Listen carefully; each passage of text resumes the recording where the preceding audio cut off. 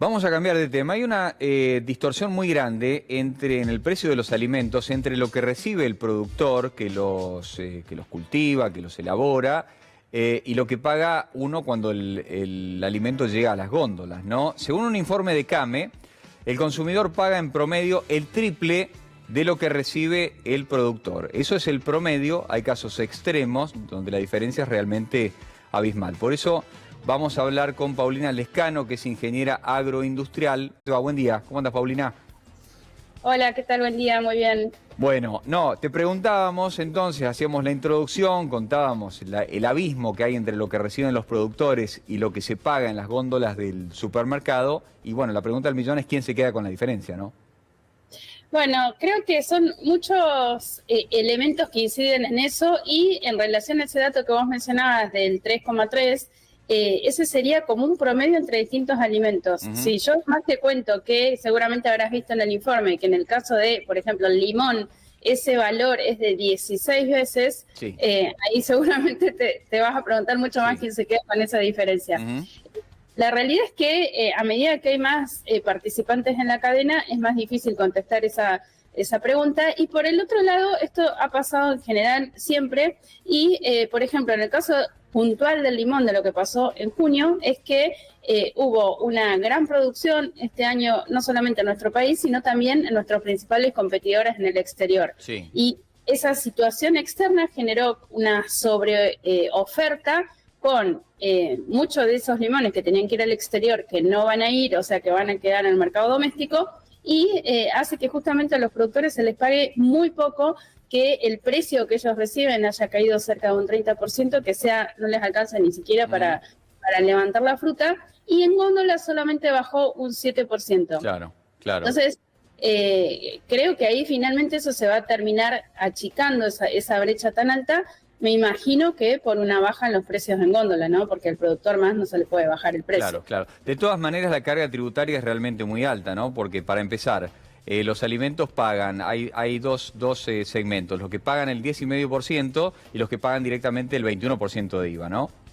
Sí, totalmente. Como vos decís, ese factor creo que es una de las respuestas a la pregunta que me hiciste al principio. ¿Quién se queda? Bueno, casi el 60% entre el 50 y el 60% de lo que pagamos nosotros en nuestra economía son impuestos. Así que creo que esa era la respuesta que te tenía que dar al comienzo. Claro. El principal, digamos, generador de esa diferencia, en cierta forma, sí, es el Estado.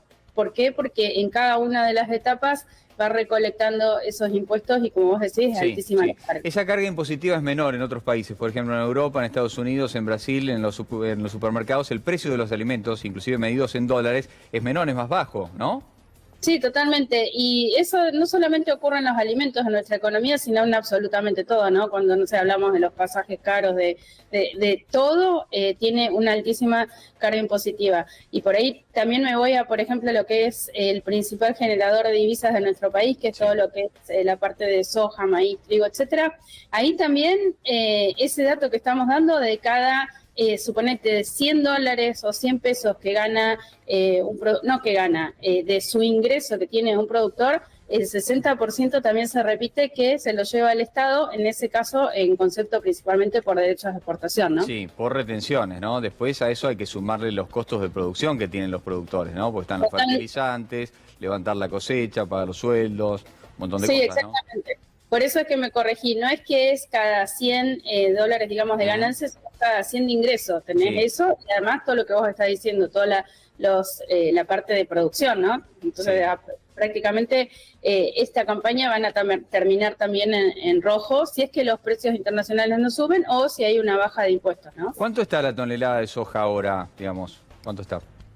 Bueno, mira, como para tener una referencia en los países vecinos nuestros o, por ejemplo, en Estados Unidos, o sea, nuestros competidores reciben $400 por tonelada en el mundo y nosotros, o sea, en Uruguay reciben eso y nosotros en Argentina no llegamos en algunos casos ni siquiera a $300. Claro. Imagínate la diferencia de eso solamente por esta estructura que tenemos de altísima carga impositiva. ¿Uruguay y Brasil tienen retenciones, tienen derechos de exportación así como tiene la Argentina para el trigo, la soja, el maíz? No tienen derechos de exportación. Te diría que derechos que los países encima exportadores tengan derechos de exportación es casi único. Tenemos el caso de Argentina y el caso, por ejemplo, de Rusia, que también, digamos, tiene algo similar y las va variando de acuerdo a sus necesidades, Sí. o de evitar que salga mercadería o no, pero es totalmente atípico que un país exportador tenga derechos de exportación. Ahora, el reclamo histórico del campo, ¿no? Que es la rebaja o eliminación de las retenciones, ¿tendría un impacto positivo sobre la economía? Porque en principio el Estado dejaría de recaudar, ¿no? ¿Cómo compensaría esa recaudación que deja de ingresar por ese rubro, por los derechos de exportación?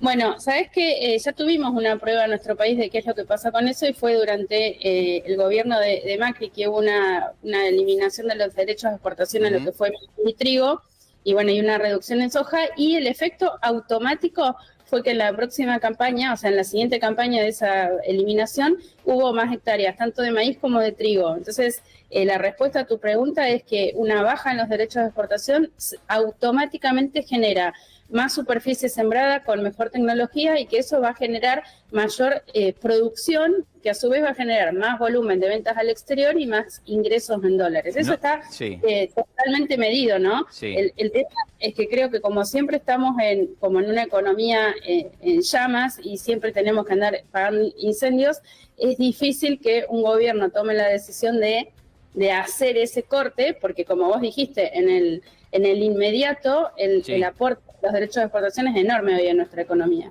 De la cosecha pasada de soja, lo último que te pregunto, Paulina, de la cosecha pasada de soja, ¿cuánto se liquidó hasta ahora aproximadamente? Te aprovechamos porque sabemos que conoces muchísimo sobre el tema. Bueno, te diría que cerca de un 40-50%. Eso es lo que se liquidó. Eso quiere decir que los exportadores y las fábricas han ingresado digamos, al Estado. Sí. Y por el otro lado está lo que venden los productores, ¿no? Que eso también es una gran diferencia. Una cosa es lo que venden los productores a los exportadores, y otro es lo que liquidan de divisas. Pero te diría que un 50% que no está alejado de lo que ha ocurrido en otras campañas. Esta campaña fue particular por varias cosas, pero te diría que vamos avanzando como en la historia, solamente que te doy un dato que por ahí sí es muy importante. Lo que es menor el ingreso que estamos viendo de dólares es respecto a las expectativas que había en noviembre-diciembre, porque hubo una baja de precios internacionales impresionante de 20-30%. Entonces, el ingreso realmente es mucho menor a lo que se esperaba en noviembre-diciembre. Está bien, está bien. Bueno, Paulina, te agradecemos muchísimo por el contacto, muy amable. Gracias a ustedes, buen amigo. Gracias.